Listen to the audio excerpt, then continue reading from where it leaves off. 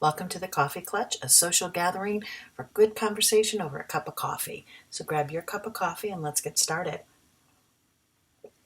Here at the Coffee Clutch, we would like to celebrate thousands of years of conventional wisdom found in old sayings, idioms, and proverbs. It's come to my attention that a lot of young people are not familiar with these old sayings, and I think they're power-packed statements of great wisdom that can help guide us through life's ups and downs. I want to start with one that refers to the preeminent force for change in a society or in a culture. And most of us would think that preeminent force was politics or Hollywood or teachers. But that's not the powerful force that is being referred to in the old saying, the hand that rocks the cradle rules the world. And it was referenced in a poem by William Ross Wallace in 1865. He recognized motherhood as that preeminent force for change within a society.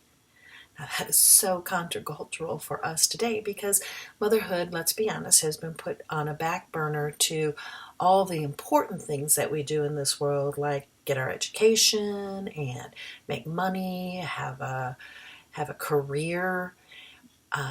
Those things have been pushed to the forefront of importance, especially for young women.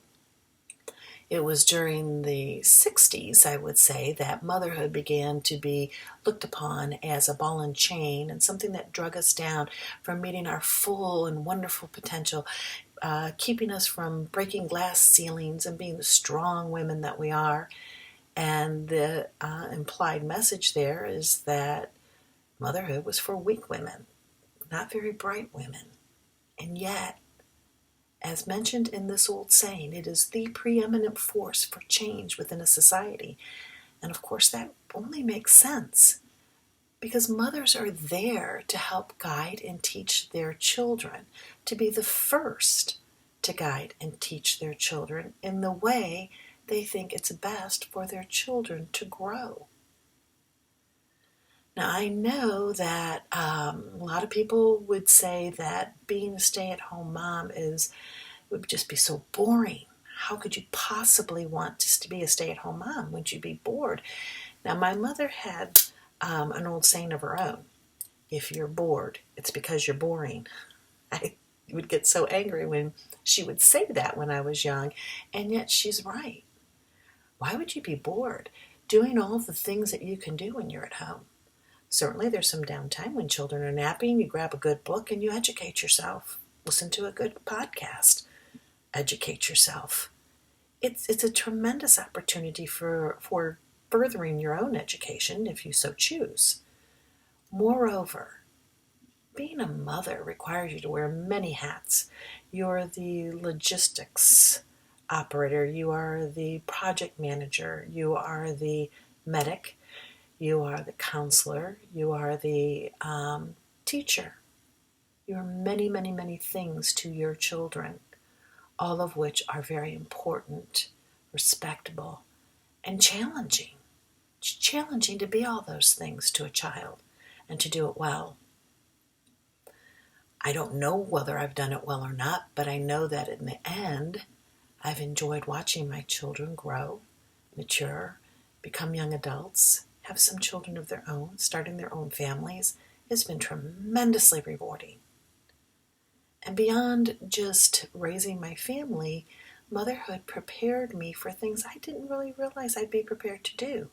In time, when all of my children were in school and they didn't need me at home during the day, I ran for elected positions within my community, and I was well prepared to handle what came at me as mayor of my community. While it was just a small community, there were still a lot of big challenges, and bringing with me what I had learned as a mother was invaluable. While being mother, you have to learn some fortitude, patience. You have to be creative. You have to be a self-starter, self-confident. Oh gosh, I remember reading through one of my kids' papers, and it was titled, "The Most Important Person in the World to Me is My Mother." Oh, my mother takes me to church and she teaches me my prayers and she puts me to bed and she fixes my food and just a list of wonderful things. I actually sat there with a few tears coming down my eyes thinking, oh, I'm just so pleased that I had this effect on my child. And then it said, and her thighs are fat, but the rest of her's normal. Like, what? My thighs are fat, but the rest of her is normal. It sounded as if I had some particular deformity, which I did not. That's what I mean. Children can take you down a notch or two. You need a little self-confidence.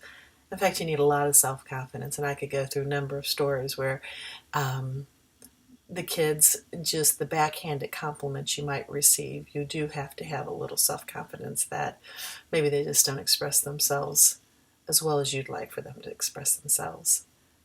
But it is a beautiful, beautiful job. It is not the ball and chain that is often implied. It is not a position for a woman who's just weak or unprepared to break glass ceilings. It's a position of tremendous authority. It is a position that will have a tremendous effect on society and our culture as time goes on. Mothers need to be cognizant of that because our time at home with our children is short. When you're cooking a meal, you're not just cooking a meal for sustenance, you're cooking a meal for a gathering around a dinner table so children can diffuse and share, laugh, sometimes cry, maybe even be angry sometimes. But as the mother, you want to be there to help them see things appropriately. Sometimes children make things more grandiose than they are. They might take a simple problem and make it, make a mountain out of a molehill. Another old saying that's great. And that's easy for children to do if they don't have an adult in their life who immediately can address their concerns and their fears. I remember one of my children curled up on the living room couch. I was like, "What is wrong? Why are you curled up on the couch?" This was my middle school son, middle age, and middle school age. And he said that one of the kids at school was talking about wanting to kill people. And of course, that was very disturbing and concerning. Only took a couple phone calls to discover that, no, this very darling, good, well-behaved little boy was quoting a line from a movie he had seen. It was important that I was there to diffuse a situation that could have grown into something far more grandiose than what it really was. And that was because I was there. I realized that not everybody will have the privilege of staying home.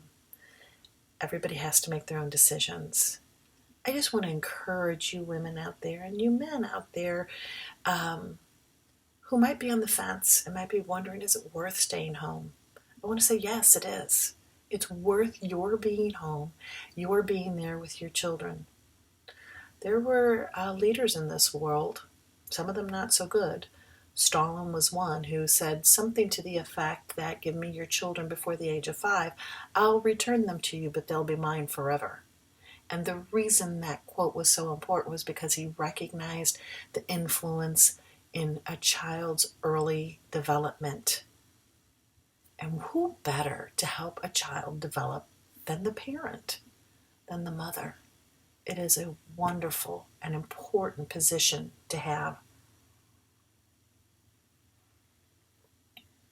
I want to read a poem to you that I think expresses motherhood just so beautifully, and it's by Cardinal Joseph Manzetti. It says, the most important person on the earth is a mother. She cannot claim the honor of having built Notre Dame Cathedral. She need not. She has built something more magnificent than any cathedral, a dwelling for an immortal soul, the tiny perfection of her baby's body. The angels have not been blessed with such a grace. They cannot share in God's creative miracle to bring new saints to heaven. Only a human mother can. Mothers are closer to God, the Creator, than any other creature. God joins forces with mothers in performing this act of creation. What on God's good earth is more glorious than this? To be a mother. I wanted to share that poem with you because I think it's important that we emphasize just what an important role it is, what a glorious position it is, and one that is well worth considering. I know that a lot of our neighborhoods nowadays are dark. You don't see children running back and forth through each other's yards and playing and enjoying the summer day. You don't see open windows or open doors on homes. And yet there's something really good about those things. That's what it was like when I was growing up back in the 60s and 70s in our community. Most of the moms were still at home. I knew all the mothers, and all the mothers knew me. They watched all of us. The windows were open. They heard the chatter of the kids in the neighborhood. They knew when things were going on. I was chased home by moms who said, "It's time to get home. Go home for dinner now." And I was welcomed into their homes on a hot summer day, and we needed a drink of water. They would pour all the water we needed and then chase us back outdoor for more playtime. There was something really, really good about that kind of a society, that kind of a home where children could be watched all day long, yet from the comfort of their own home.